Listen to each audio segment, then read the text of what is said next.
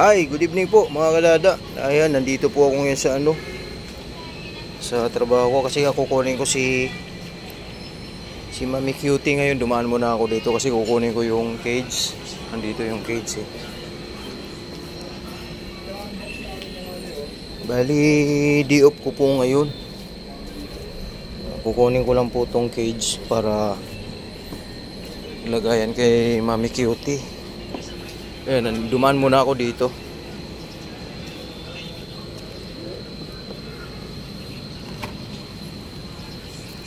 Ayan, nandito yung mga aso.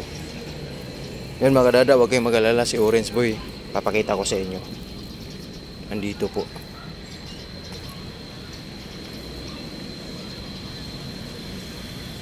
Orange Boy, diyan ka lang. Ayan po si Orange Boy natin. The sniper, Orange Boy. And Orange Boy, nandito si Dada. Huwag kang bababa dyan, ha. Diyan ka lang. Dumaan muna ako dito. So, yun. Kasi, yun nga, di-off ko yung araw na to, Lunes. At, yun nga. Si Mami Cutie, kukunin na natin dun para healing process pa rin niya sa bahay pa din.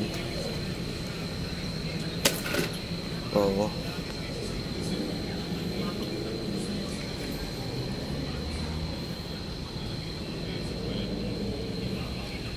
Ito yung mga aso. Lalaki niyan. Maliwanag pa, no? Oras alas ano na eh. 6:28.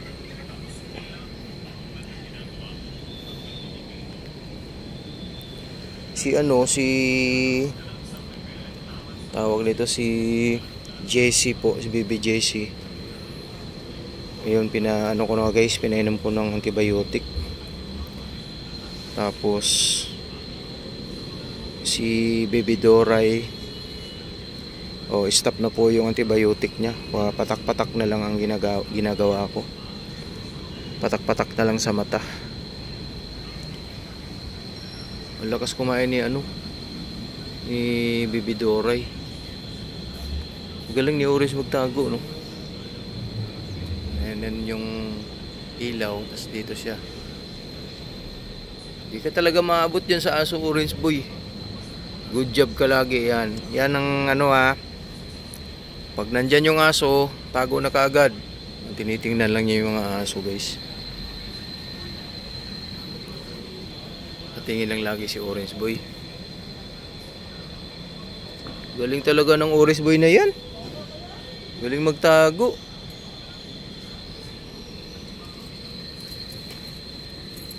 Alas 7 pa naman yung close dun sa tawag nito sa vet. Mayroon pa akong kalahating oras babiyahe papunta dun.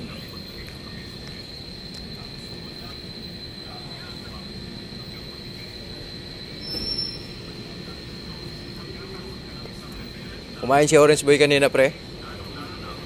Anong niya? Nagluto sila. Hala. Yung lang, iniwan kong cat food. Ayaw kain niya eh. Ayaw niya kainin? Ayaw kumain. Lagay ko doon. Binalik ko dyan. Kasi ayaw kumain. Hindi mo binasa-basa? Basa ko. Ayaw. Ayaw. Busog siguro kasi kahapon. Bago ko mag-diop. Talagang loaded yung kain niya kahapon.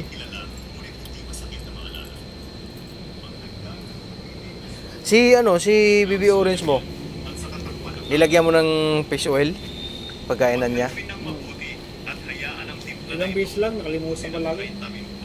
Isa lang, sa isang araw, isang beses lang yun. Biling ako katod mamaya, ako isang katod. Ilang pilis sa pagkain. Ang laki na niya, no? Ang laki na. Si JC nga, nag-ipot-ipot eh. Laki na hita eh. Ano na talaga si Orange Boy, si Baby Orange? Puro kalimot si Kon, si Arot kasi. Pusa na talaga siya, hindi na siya kuting. Doon sa bintana siya nagabang kasi takot siya sa sa oras malaki, pinapasok siya eh. Oh? Pinapasok sa bahay, pagbukas sa bintana. Ay, sa kapitbahay niyo, yung inaakyatan niya?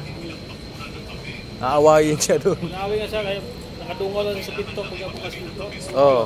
Hindi na siya lumalabas. Kasi dati lumalabas yun, di ba? Lumalabas pa rin niya. Hanggang ngayon, saglit lang. Pagbalik, may dala ng ipis.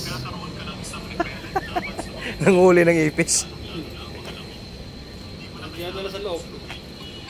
Pasaway. Tapos na yung ipis sa loob eh. Sa labas mo siya kumukuha. Ubos na sa loob. Pasok na sa loob. Pilyon yung si Orange Boy na muna na yun. Nangumuha ng ipis sa labas. Dala sa loob.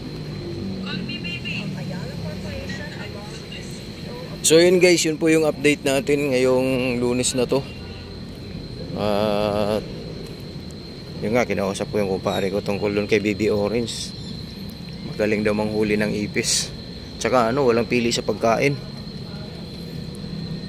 Oo, ano yun si Baby Orange natin, matakaw yun. Si Baby JC lang yung nabansot.